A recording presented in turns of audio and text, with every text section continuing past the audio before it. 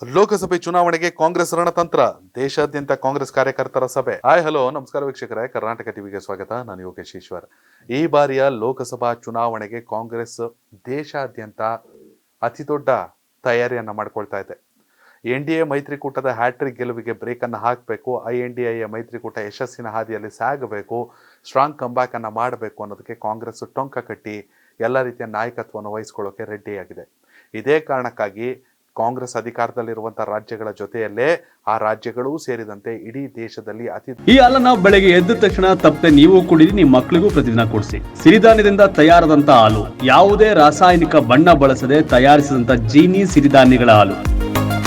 ದೊಡ್ಡ ಸಮಾವೇಶವನ್ನ ಎಲ್ಲಾ ರಾಜ್ಯಗಳಲ್ಲಿ ಕೂಡ ಕಾಂಗ್ರೆಸ್ ಮಾಡೋಕೆ ಸಜ್ಜಾಗಿದೆ. AICC ಅಧ್ಯಕ್ಷರಾದಂಥ ಮಲ್ಲಿಕಾರ್ಜುನ ಖರ್ಗೆ ಅವರ ನೇತೃತ್ವದಲ್ಲಿ. ಮಲ್ಲಿಕಾರ್ಜುನ ಖರ್ಗೆ ಅವರು AICC ಅಧ್ಯಕ್ಷರಾದ ಮೇಲೆ ಕಾಂಗ್ರೆಸ್ಗೆ ಒಂದಷ್ಟು ಅದೃಷ್ಟಗಳು ಬಂದಿದೆ ಅಂತಾನೆ ಹೇಳಲಾಗ್ತಾ ಇದೆ. ಒಂದಷ್ಟು ಪಂಚರಾಜ್ಯ ಚುನಾವಣೆಯಲ್ಲಿ ಹಿನ್ನಡೆ ಆಗಿರಬಹುದು, ಆದರೆ ಕರ್ನಾಟಕದಲ್ಲಿ ಬಂದಂತಹ ದಿಗ್ವಿಜಯ, ತೆಲಂಗಾಣದಲ್ಲಿ ಕಾಂಗ್ರೆಸ್ ಅಧಿಕಾರಕ್ಕೆ ಬಂದಿದ್ದು, ಹಿಮಾಚಲ ಪ್ರದೇಶ, ಇವೆಲ್ಲವನ್ನು ನೋಡಿದಾಗ ಮಲ್ಲಿಕಾರ್ಜುನ ಖರ್ಗೆ ಒಂದು ರೀತಿಯಲ್ಲಿ ಕಾಂಗ್ರೆಸ್ಗೆ ಲಕ್ಕಿ ಚಾರ್ಮ್ ಅಂತ ಹೇಳಲಾಗ್ತಾ ಇದೆ. ಹೀಗಾಗಿ ಅವರ ನೇತೃತ್ವದಲ್ಲಿ ಇಡೀ ದೇಶಾದ್ಯಂತ ಕೈ ಕಾರ್ಯಕರ್ತರ ಸಭೆಯನ್ನು ನಡೆಸೋಕೆ ಕಾಂಗ್ರೆಸ್ ಸಜ್ಜಾಗಿದೆ. ಹೀಗಾಗಿ ಜನವರಿ 28ರಂದು ಉತ್ತರಾಖಂಡ್ನಲ್ಲಿ, ಜನವರಿ 29ರಂದು ಒಡಿಶಾದಲ್ಲಿ, ಹೀಗೆ ಒಂದೊಂದು ಡೇಟಲ್ಲಿ ಒಂದೊಂದು ರಾಜ್ಯದಲ್ಲಿ ಅತಿ ದೊಡ್ಡ ಸಭೆಯನ್ನ ನಡೆಸೋದಕ್ಕೆ ಸಿದ್ಧತೆಯನ್ನ ಮಾಡಿಕೊಂಡಿದೆ. ಇದರ ಮೊದಲ ಸಭೆ ತೆಲಂಗಾಣದಲ್ಲಿ ಶುರುವಾಗುತ್ತೆ.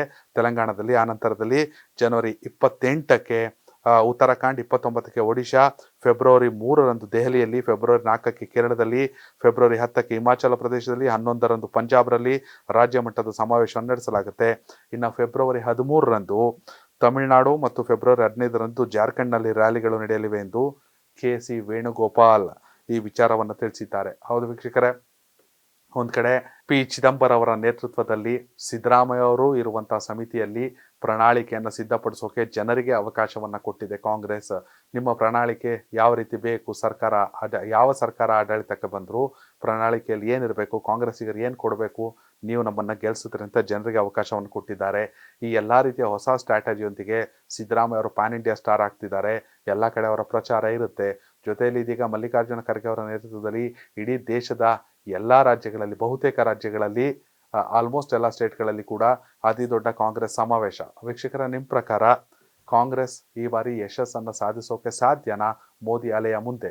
ಕರ್ನಾಟಕದ ವಿಚಾರಕ್ಕೆ ಬರೋದಾದ್ರೆ 28 ಲೋಕಸಭಾ ಕ್ಷೇತ್ರಗಳಲ್ಲಿ ಕಾಂಗ್ರೆಸ್ ಎಷ್ಟು ಸ್ಥಾನಗಳನ್ನು ಗೆಲ್ಲಬಹುದು? ನಿಮ್ಮ ಅಭಿಪ್ರಾಯ ಕಾಮೆಂಟ್ ಮಾಡಿ. ಧನ್ಯವಾದಗಳು.